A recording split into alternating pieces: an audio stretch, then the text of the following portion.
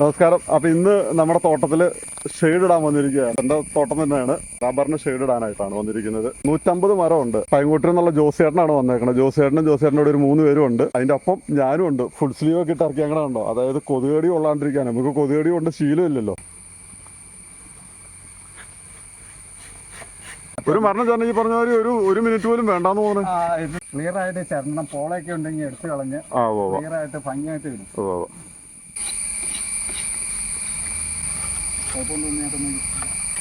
മിക്ക ഇതിനും പട്ടമരപ്പുണ്ടല്ലോ, അതെങ്ങനെയാ, എന്ത് പറ്റിയിട്ടാ? മരം ടാപ്പിങ് ചെയ്യണേന്റെ ആണ് പട്ട മരക്കണത്. ടാപ്പിങ് ക്ലിയർ ആണ്. ഈ പട്ടമരപ്പ് വളരെ കുറവാണ്. നമ്മൾ മരത്തേല് കുത്തുകൊള്ളാതെ വെട്ടുക, അതാണ് ഏറ്റവും. ഇതിപ്പോ ചേട്ടന്റെ ഒപ്പം ഓടിയെത്താനായിട്ട് നമുക്ക് ബുദ്ധിമുട്ടാ. പറഞ്ഞോ. ടാപ്പിങ് ക്ലിയർ ആണെങ്കിൽ ഒരു മരവും പട്ട മരക്കില്ല. ശരി.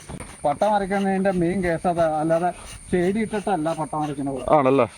മരത്തെ കുത്തുകൊള്ളാതെ എന്ന് ഓർത്തോണ്ട് പാൽപ്പട്ടയിലേക്ക് എടുത്താലേ പാല് കിട്ടുള്ളൂ. അല്ലാതെ ചുമ്മാ കുത്തുകൊള്ളാതെ പുറമെ വെട്ടിയാൽ പാല് കിട്ടൂല. ശരി. പട്ടമരപ്പ് വന്നത് ശരി. വെട്ട് ക്ലിയർ ആണെങ്കിൽ പട്ടമരപ്പ് കുറവാ.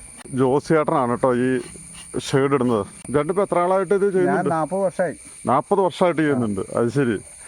റബ്ബർ വെട്ടും ഷെയ്ഡ് ഇടലും ഉണ്ടല്ലേ. എവിടെയാ സ്ഥലം മെയിനായിട്ട്? പൈങ്ങോട്ടൂര് അല്ലേ. എറണാകുളം ജില്ലയിൽ പൈങ്ങോട്ടൂര് ആണ്. 100 മരം ഷെയ്ഡ് ഇടുന്നതിന് എത്ര സമയം പിടിക്കും? 1.5 മണിക്കൂറില്ല. 1.5 മണിക്കൂറില്ല, 1 മണിക്കൂറേ ഉള്ളൂ. 1 മണിക്കൂർ അല്ലേ. ഉണങ്ങി കിടക്കുവാണെങ്കിൽ 3 പേര് വേണം. 3 പേര് വേണം. ഞങ്ങൾ 3 പേരും കൂടി ചിരണ്ടി കഴിഞ്ഞ് മരം ഉണങ്ങി കഴിയുമ്പോൾ ഒരാൾ പശ തേക്കും. പശ വെച്ച പുറകെ പേപ്പർ ഒട്ടിക്കും. പേപ്പർ ഒട്ടിച്ചിട്ട് സ്റ്റാപ്പറിന് റിബൺ വെച്ച് പിൻ ചെയ്യും. ഷെയ്ഡ് ഇടുന്നതിന് ഈ തവണ 20 രൂപയും പ്ലാസ്റ്റിക് ഇടുന്നതിന് 17 രൂപയാണ്. പാർസൽ എന്ന് പറഞ്ഞാൽ മേളിലെ നീട്ടമുള്ള പാവാട എന്ന് പറയും അല്ലേ. മറ്റേ ഇറക്കമുള്ളത് 17 രൂപ. ഇതിന് ഷെയ്ഡ് വെക്കണതിന് 20 രൂപ. ഒരു മരത്തിന് സാധനം എല്ലാം മേടിച്ച തോട്ടത്തിൽ തന്നാ മതി.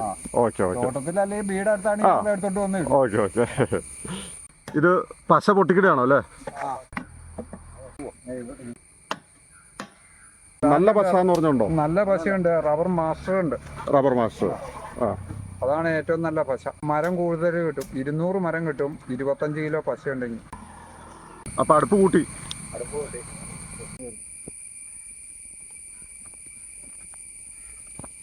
പശ എടുത്തിന് തേക്കാനാണോ പോണേ? മരത്തിലേക്ക് വെച്ചോ.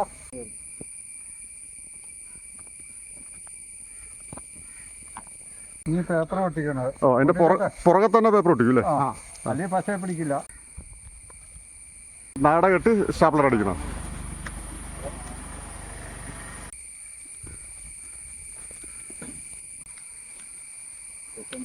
പശ തേച്ചു, പേപ്പർ ഒട്ടിച്ചു, റിബൺ അടിച്ചു.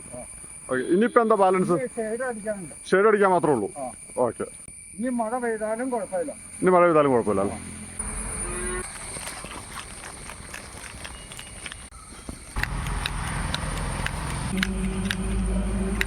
ഇതാണോ ലാസ്റ്റ് പണി? ഇതാണ് ലാസ്റ്റ് പണി.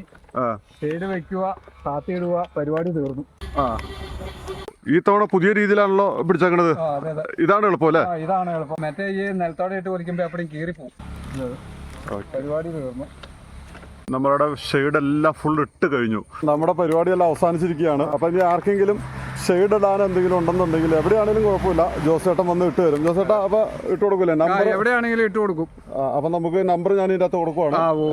അപ്പൊ ആവശ്യക്കാരുണ്ടെങ്കിൽ വിളിച്ചുതരാം.